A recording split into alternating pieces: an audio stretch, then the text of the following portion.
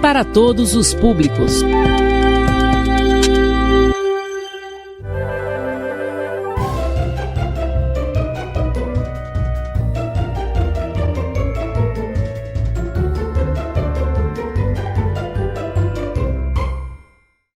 Olá pessoal, sejam bem-vindos ao projeto Escola em Minha Casa, projeto de vidas. Eu sou o professor especialista Diogo Rogério Martins Ferreira e esta é nossa primeira aula de Geografia do 9º ano.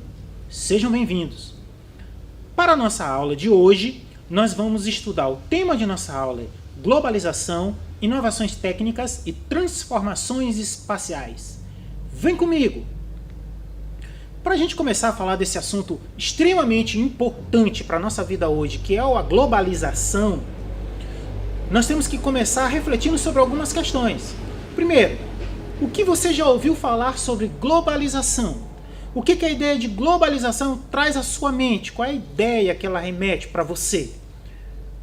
Segundo, quais os acontecimentos que tornaram possível a globalização? Quais os antecedentes da globalização? Terceiro, você consegue perceber a globalização no seu cotidiano, na sua vida? Aonde a globalização está presente em sua vida? Tentou responder?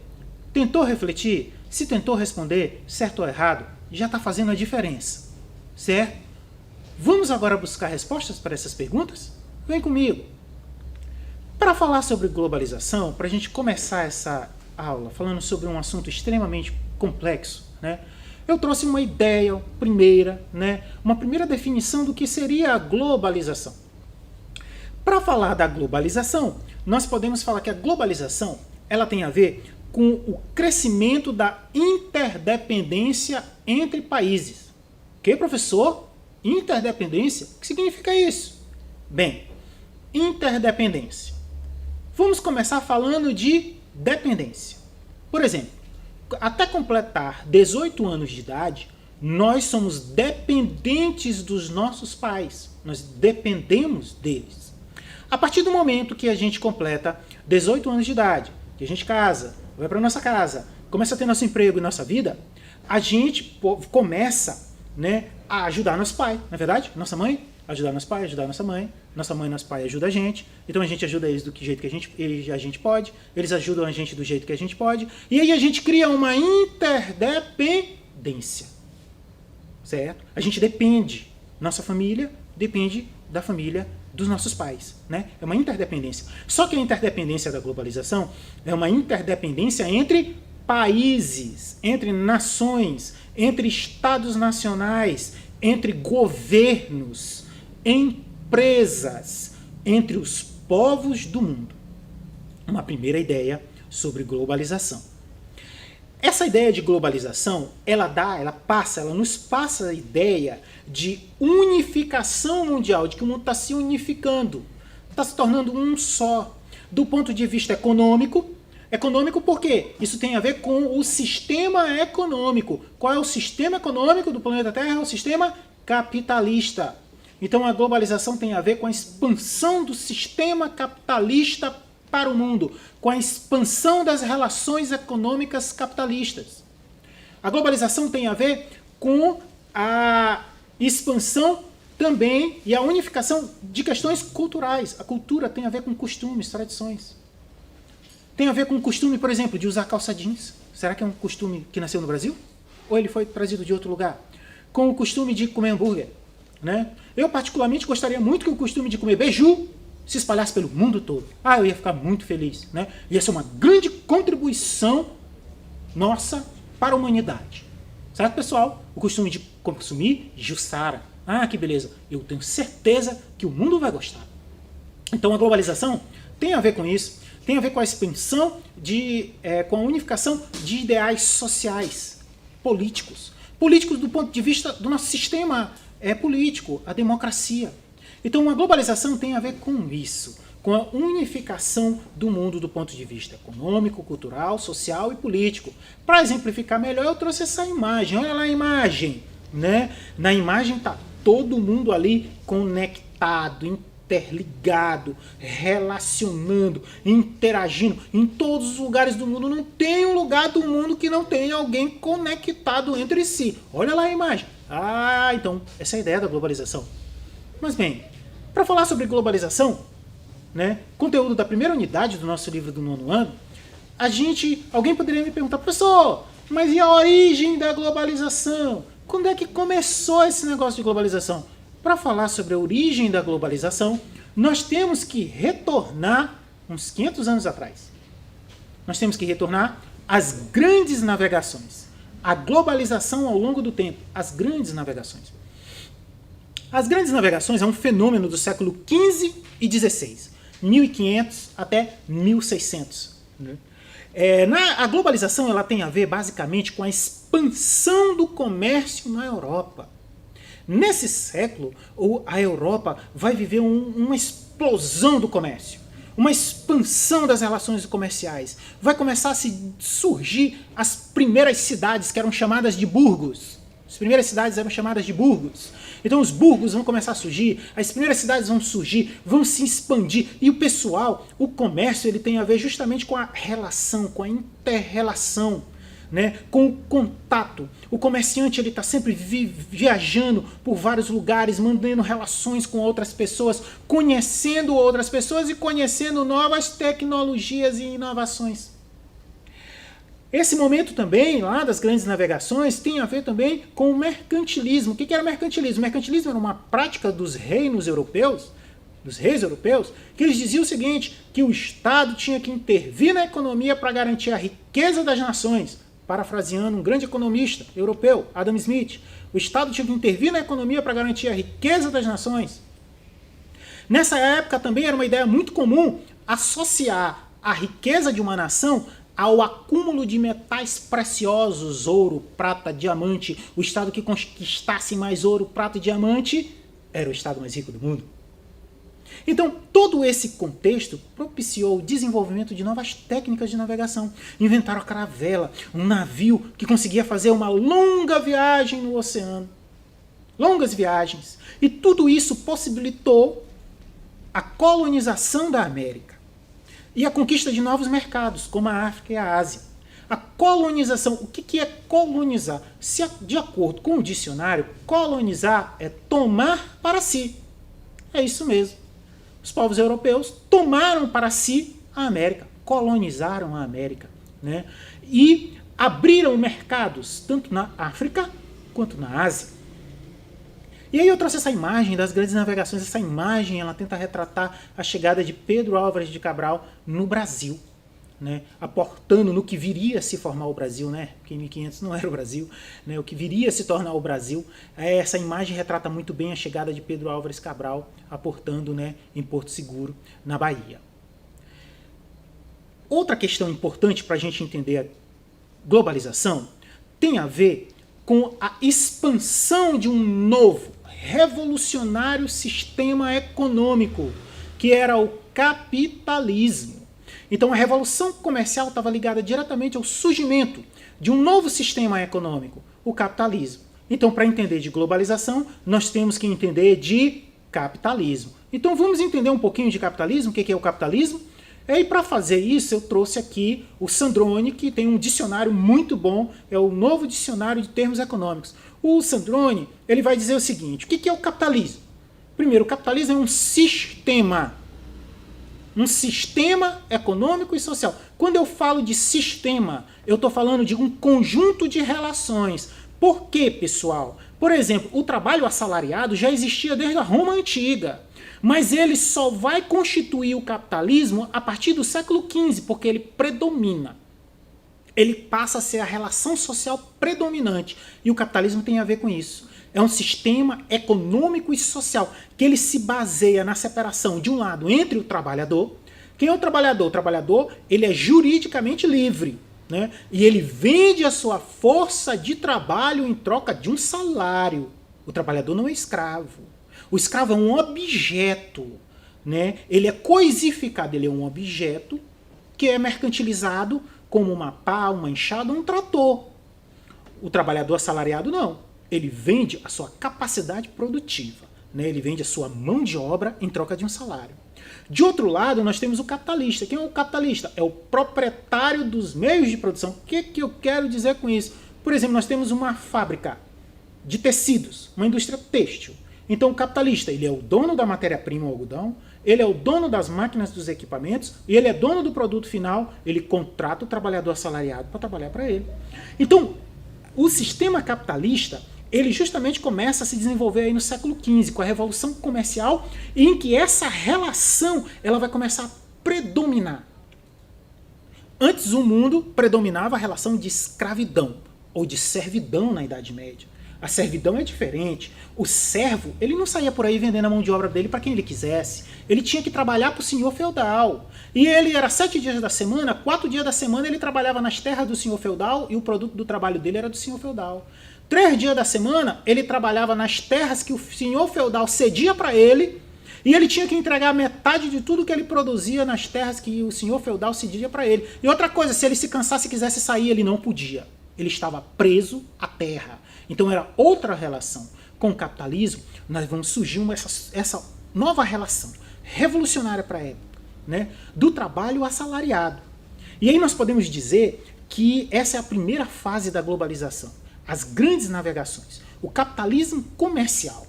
E o capitalismo vem de capital. O que é capital? Capital não é dinheiro. Capital não é propriedade, não é bens. Capital é uma relação social. Capital é quando eu uso dinheiro para produzir mais dinheiro. É quando eu uso minhas terras. Eu não tenho terra nenhuma, eu estou só usando um exemplo, né?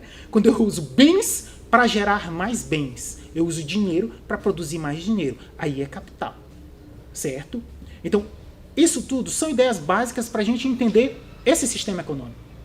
O certo é que as grandes navegações, a expansão do capitalismo, né, o surgimento das cidades, as grandes navegações, elas alargaram o horizonte dos europeus. Olha esse mapa aqui que eu trouxe. Esse aqui era o mundo conhecido até o fim da Idade Média, antes das grandes navegações. Na legenda, o que está de marrom é o mundo que o europeu conhecia. O europeu só conhecia essa parte do mundo que está em marrom.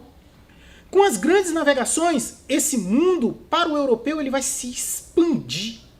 Cada vez mais o europeu vai conhecer novas partes do planeta Terra. Olha, próximo mapa. Olha aqui esse mapa. Esse mapa, qual é o título dele? Mundo, grandes navegações e principais rotas de exploração. 1487 e 1597. Nesse mapa aqui nós podemos perceber as rotas que os europeus fizeram. Então, essas linhas de várias cores, elas traçam os percursos percorridos pelos exploradores europeus, pelos comerciantes portugueses, espanhóis, holandeses, franceses, genoveses, os italianos, né? Que desbravaram o mundo, deram a volta em torno do planeta Terra, circunnavegaram o planeta Terra. E esse planeta Terra, que para a pessoa, né, antes das grandes navegações, era a sua vila, era o seu povoado, agora esse planeta está cada vez maior. E outro elemento importantíssimo para a gente entender a globalização são as revoluções industriais. Para falar de globalização, nós temos que falar de revolução industrial. Para começar a falar sobre revolução industrial, tema da primeira unidade do nosso livro didático, eu queria perguntar para vocês. O que queremos dizer quando falamos em revolução? E mais ainda, quando a revolução é industrial, não é só uma revolução, é uma revolução industrial. Quais foram as grandes transformações espaciais que foram possibilitadas pela revolução industrial? Ela permitiu revolucionar o espaço geográfico do mundo ou não? Outra coisa, que houve uma revolução industrial, nós já sabemos, né? Eu estou afirmando aqui, né? E nós vamos falar sobre isso. Mas me diz uma coisa, será que a revolução industrial é um fenômeno do presente? Do passado? Desculpem, do passado. Será que a revolução industrial é um fenômeno do passado que aconteceu num tempo anterior e que não tem nada a ver com o dia de hoje? Que acabou? Que começou e terminou? Ou a revolução é um elemento, a revolução industrial é um elemento constante, faz parte do nosso cotidiano, ela está acontecendo agora. Vamos entender um pouco sobre a revolução industrial? Beleza. Para falar sobre revolução industrial, eu tenho que falar de indústria, certo? Vamos começar falando de indústria. E aí eu trouxe esse slide aqui, vamos se concentrar aqui nesse slide aqui, vamos entender a história da indústria. Bem, pessoal, quando a gente falar em indústria, eu quero perguntar, pessoal, tem indústria no bairro de vocês? Sim ou não? Pense. Pessoal, quando alguém falar em indústria para vocês, né? Isso é uma parte da geografia econômica, a gente estuda em geografia. Quando alguém falar em indústria, pense na palavra mágica. Vou dizer a palavra mágica, toda vez que alguém falar em indústria, você tem que pensar nessa palavra mágica. Sabe qual é a palavra mágica? Palavra mágica de indústria é transformação.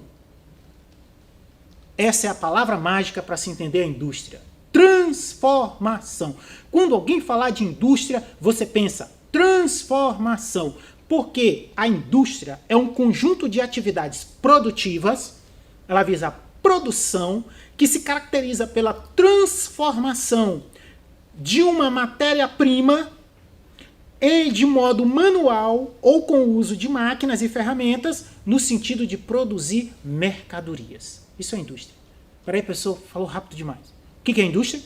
Indústria, pessoal, é quando eu pego uma matéria-prima, o algodão, e transformo ele em roupas. Indústria é quando eu pego, é o que se faz na indústria cerâmica. Tem cerâmica em Rosário, né? É quando você pega argila e transforma em tijolo, em cerâmica. Isso aqui é transformação. Você pegou uma matéria-prima, argila, e transformou em um produto novo. Isso é indústria. E a indústria tem uma história. A história da indústria começa com o artesanato. Olha lá a imagem do artesanato. É o primeiro momento da indústria moderna.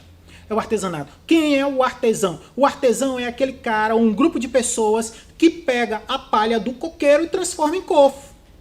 Ele pega a argila e transforma em potes, em tijolo. Ele fazia isso tudo sozinho. O artesão faz isso tudo sozinho.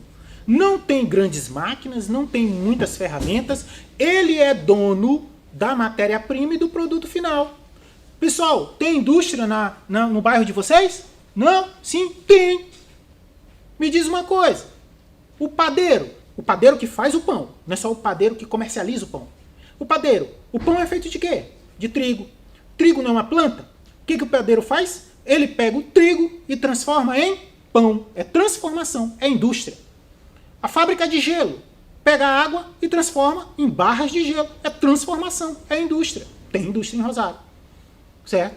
Então, pessoal, o artesão, qual é a diferença do artesão para a indústria moderna? O artesão fazia tudo sozinho. Ele era dono do trigo e é dono do pão. Ele controla o processo todo. Ele é dono da palha do coqueiro e do cofo. Isso é o artesão. Ele domina todos os processos. Com o desenvolvimento da indústria, vai haver o surgimento da manufatura. Olha a imagem do meio. Olha a imagem do meio. Na imagem do meio é a manufatura. O que é a manufatura? Olha lá na manufatura. A grande diferença da manufatura para o artesanato é a divisão do trabalho. Na manufatura, podem ver aquele senhor, aquele douto senhor sentado de vermelho. O senhor sentado de vermelho, ele está todo bonitão lá, sentado, levantou a perna. Aí tem uma pessoa que mediu o tamanho do pé dele. Aí prestem atenção que essa pessoa que está sentada lá na frente dele, medindo o tamanho do pé dele, aponta para outra que está do lado, que está cortando o couro. Esse que mais de trás desse que está cortando o couro, tem outro que está trabalhando o couro, tem outro que está costurando o couro, e no final tem a mulher lá no final que pega o produto final, o sapato, e está lá testando a qualidade do produto. Então isso é a manufatura. Divisão de trabalho. Essa é a diferença do artesanato para a manufatura. A divisão do trabalho. E a indústria moderna? É a última imagem, né, da indústria moderna. Na indústria moderna existe um sistema. Uma fábrica não se faz na casa como um artesão, nem na oficina da manufatura. É uma fábrica, um lugar, um espaço específico para produção. Né? A fábrica, ela utiliza de máquinas e equipamentos, concentra uma grande quantidade de pessoas e tem novas características. Então isso é a indústria. Essa é a história da indústria. Bem, nós estamos falando de revolução industrial. Então nós já estudamos a história da indústria. O que é revolução? Quando a gente fala em revolução, nós estamos falando em transformação radical de uma estrutura socioeconômica. Não é uma transformação parcial, superficial, limitada. É uma transformação radical. a revolução do ponto de vista econômico, ela tem que garantir uma transformação radical do sistema de propriedade. Olha, o artesão que eu disse para vocês, o artesão lá do, né, ele dominava, ele era dono tanto da palha do coqueiro quanto do cofo. E na fábrica moderna, ele só vende a força de trabalho dele. O artesão lá da cerâmica, ele era dono da argila e do produto final. Na fábrica moderna, não. A argila, a matéria-prima, e o produto final é do proprietário da fábrica. E as máquinas é do proprietário da fábrica. O trabalhador vende sua mão de obra, sua força de trabalho. Então isso é, né, uma mudança no sistema de propriedade, certo? Na estrutura da produção e na repartição dos bens. Porque a produção não é mais individual do artesão, não há mais só a divisão de trabalho como na manufatura. Há uma estrutura, uma organização com base em equipamentos, em máquinas. E aí daí surge a ideia de revolução industrial. Que o Azevedo ele vai dizer o que é a revolução industrial. Profundas transformações econômicas e sociais que ocorreram aonde que começou a primeira revolução industrial? Na Inglaterra, no século XVIII, por volta de 1780, e depois se espalharam pelos outros países europeus, pela França, pela Alemanha, né, pela Rússia e outros países europeus. Isso é a Revolução Industrial. Né? E a primeira Revolução Industrial trouxe essas características. Primeiro, a formação de um sistema de fábrica. Olha lá na imagem lá. Um sistema de fábrica, olha a imagem, um sistema de fábrica. Não um sistema na fábrica, um local específico para aquilo. Ele tem um rígido controle da produção, tem um capataz, ele direciona o processo produtivo, ele controla a velocidade da produção. Na indústria, a produção é em massa, o artesão para produzir 100 sapatos era o ano todo. A fábrica produz milhões e milhões e milhões de sapatos. E em série. Ou seja, os produtos saem mais ou menos com o mesmo padrão. A primeira revolução industrial, as indústrias que se desenvolveram com a primeira revolução industrial foi a indústria têxtil, de tecidos, transformou o algodão em tecidos, e as indústrias mineradoras, minério, ouro, prata, minério de ferro, não é isso? Carvão mineral, foram as mineradoras. Olha só essa imagem lá, que ideia que essa imagem passa, olha, a imagem lá, um espaço enorme, cheio de máquinas, cada um trabalhando nas suas máquinas, produzindo. Essa é a Revolução Industrial. E é importante que a Revolução Industrial houve o surgimento da máquina a vapor, dos navios a vapor, do trem a vapor. Por que eu estou falando isso? Porque essas invenções foram extraordinárias para a época. Imagina, pessoal, naquela época que não tinha um trem. Para você sair de Rosário para dar uma volta em Barreirinhas. Dava para ir e voltar no mesmo dia? Lá você ir lá a cavalo? Quando chegasse bem no Rio, em Itapecuru. E aí, como é que ia ser? Ia ter que descer, ir de barco, e depois... E aí, imagina, levava quanto tempo? Muito tempo. Não tinha nem caminho asfaltado. Né? E aí inventaram uma coisa extraordinária, locomotiva. Inventaram o foguete. Foguete? Que foguete que tem aí, professor? Foguete, tem um foguete bem aí. Aquela imagem lá à direita. A primeira locomotiva a vapor inventada no mundo foi chamada de foguete. E foi uma invenção tão extraordinária para a época, encurtou tanto as distâncias na época, que ela fazia 45 km por hora. Era um foguete. E todo mundo corria para a beira da estrada de ferro para ver o foguete passando. O navio a vapor. Imagina você vindo da Europa. Cabral levou 3 meses para chegar aqui no Brasil. Com um barco a vapor. Você faz essa viagem em dias. Então foi uma revolução, a Revolução Industrial. Encurtou muitas distâncias. Agora, pessoal, é claro que houve muito desenvolvimento, né? Mas também houve os seus contrapontos, né? A indústria, ela surgiu obrigando os trabalhadores a uma jornada de trabalho de 16, 18 horas por dia, com 1 hora de descanso, meia hora para engolir, meia hora para limpar a máquina. Fábricas sujas, mal iluminadas, insalubre. O que é um lugar insalubre? É um lugar que com certeza você vai ficar doente. Né? É um lugar insalubre. Trabalho feminino, a mulher trabalhava tanto quanto o homem recebia menos. Trabalho infantil, criança de 8 anos de idade, 9 anos, debaixo daquelas máquinas. Olha a imagem aí que eu trouxe. A operária tinha que levar o filho, não tinha com quem deixar. Olha lá a primeira imagem lá, né? E o menino lá naquele meio lá, criança brinca com tudo. né? E outra imagem lá, o menino debaixo das máquinas, contratava os meninos para entrar debaixo das máquinas e ir limpando as máquinas. Um trabalho muito perigoso e que causou muito sofrimento. Depois da primeira Revolução Industrial, pessoal, aconteceu a segunda Revolução Industrial. A segunda Revolução Industrial é de quando? Da segunda metade do século XIX, 1850 em diante, onde principalmente nos Estados Unidos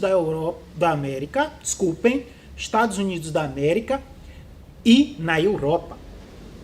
Com a segunda Revolução Industrial vai surgir o aço, começar a ser produzido em massa, em grande escala, o uso do aço, do petróleo, do minério de ferro, um metal que é extraído do subsolo, né? Novas fontes de energia, né? O petróleo. Do petróleo a gente faz a gasolina, a gente faz o óleo diesel, a energia elétrica vai ser inventada. Agora, as principais indústrias vai ser a indústria petroquímica de petróleo, é a que, né, refina o petróleo. A indústria siderúrgica é a que produz aço para as outras indústrias. A indústria automobilística vai se desenvolver novas invenções como o motor a combustão. Motor a combustão? Pessoal, o motor a gasolina é o motor a explosão. A gente diz que é a combustão. Você comprime o combustível, ele explode, move o motor, né? O automóvel, o telefone, o telégrafo. Grandes invenções, né, que diminuíram distâncias.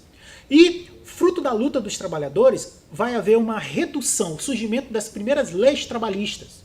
Redução da jornada de trabalho de 8 para 12 horas, descanso semanal, férias remuneradas. Então os trabalhadores, pressionando por melhores condições de vida, vão conseguir melhores condições de trabalho. Certo, pessoal? O certo, pessoal, é que a segunda Revolução Industrial ela pode ser considerada como a segunda fase da globalização com o surgimento do capitalismo financeiro. Que é, professor? Lá vem você. Acho que isso não está nem no livro, alguém diz. Tá. Vai lá na escola buscar seu livro. Você vai receber seu livro. Está lá no livro. O que é o capitalismo financeiro? Ora, para simplificar, o capitalismo financeiro ele surgiu no final do século XIX, de 1801 a 1900. Né? Ele é o resultado da concentração e centralização do capital nas indústrias e nos bancos. O que é a concentração? O capital concentrou na indústria e nos bancos. Né? Ficou concentrado na mão do capitalista do banco e da indústria. E esse capitalista do banco e da indústria, eles começam a se fundir, a se unir. Por isso o capital começou a ser centralizado, porque eles começaram a centralizar o investimento, direcionar o investimento. E é isso que é o capital financeiro. É a fusão dos bancos com a indústria. Vou dar um exemplo. O banqueiro vai lá, empresta crédito e dinheiro de pequeno, médio e longo prazo. Né? Faz empréstimos e crédito para a indústria de pequeno, médio e longo prazo. Em troca desses empréstimos, né, eles obtêm a possibilidade de participar no desenvolvimento, na administração das empresas e no destino das empresas. Então, o capitalista industrial se tornou um banqueiro e o banqueiro se tornou industrial, participando uns no lucro dos outros. E aí surgiu o capital financeiro. Com o capital financeiro surgiram grandes empresas, enormes empresas, como o mundo já tinha visto grandes empresas, né, nas grandes navegações. A Holanda, a Inglaterra organizaram grandes companhias ultramarinas, mas não como essas aqui. Com nível de organização, centralização e de concentração do capital. Vão surgir grandes corporações industriais e financeiras. Uma delas é o truste. Olha lá na mãozinha. O que é o truste? O truste é várias empresas se fundem, perdem a sua autonomia individual. Elas se fundem, certo? Para assegurar o controle do mercado. Por exemplo, tipo assim, as várias indústrias de tecido, elas se fundem, deixam de existir individualmente, se fundem numa grande empresa e começam a controlar desde o plantio do algodão até a fabricação de tecidos. Isso é um truste. Aí eu trouxe uma imagenzinha pra gente ver o truste lá, a imagenzinha de dois homens apertando as mãos. Sabe por quê? Tá olhando a cara deles? Eles estão aparecendo? Não, porque truste é crime em muitos países do mundo, porque ele leva ao monopólio. As empresas começam a controlar e estabelecer preços e abusar do consumidor. Então é crime. Em muito lugar do mundo não dá para botar a foto de nenhuma empresa, né, que pratica o truste. Outra grande empresa que vai surgir é o holding. O que é o holding? É uma empresa que controla outras empresas. Qual é o serviço dela? controlar outras empresas. Aí eu botei lá a imagenzinha, o hold está de azul, controlando as outras empresas que são chamadas de subsidiárias, né? Existem muitos holdings no mundo. Terceiro é o cartel. Eu botei uma imagenzinha lá, não sei se corresponde à realidade de hoje. O que é o cartel? O cartel é quando empresas que comercializam o mesmo produto, elas se unem, né? Não deixam de existir enquanto tais, mas elas fazem uma grande reunião, certo? E aí elas começam, né, a controlar a produção e a venda de determinado produto. Elas dizem quando vai ser produzido, onde vai ser produzido, que empresa vai ficar, com que fatia do mercado, qual é o valor, e começam a ajustar e reajustar os preços isoladamente. O cartel é também uma outra prática, né, considerada crime em muitos países do mundo. Certo, pessoal? Mas bem, a segunda revolução industrial, né, ela fez surgir a célula, que eu poderia dizer a célula, o principal elemento da globalização hoje, que é uma empresa completamente nova, como nunca tinha se visto antes na história da humanidade, que é a empresa multinacional ou transnacional. Então a globalização tem a ver com as empresas multinacionais, as transnacionais, fruto da segunda revolução industrial. Multinacional porque ela atua em muitas nações. Transnacional porque ela transcende as fronteiras das nações. As multinacionais, elas são os principais agentes da globalização. De acordo com Vernon, né, ele vai dizer o que é uma multinacional. Uma multinacional é uma grande companhia, uma grande empresa, que conduz as suas atividades em escala internacional. Ela não é uma empresa nacional. Ela age no planeta Terra inteiro, em escala internacional, acreditando que não existe fronteira entre as nações, né, com base em uma estratégia comum, um centro, que geralmente é o país de origem dessas empresas multinacionais, que geralmente são os países capitalistas desenvolvidos, os Estados Unidos, o Canadá, a Alemanha, a Inglaterra e a França. E aí eu trouxe uma imagem para vocês, olha lá a imagem. Nessa imagem tem o símbolo de muitas multinacionais. Com certeza vocês já consumiram ou consomem produto dessas empresas, né, que são multinacionais. Olha lá na imagem. E o Brasil? O Brasil também tem suas multinacionais, né?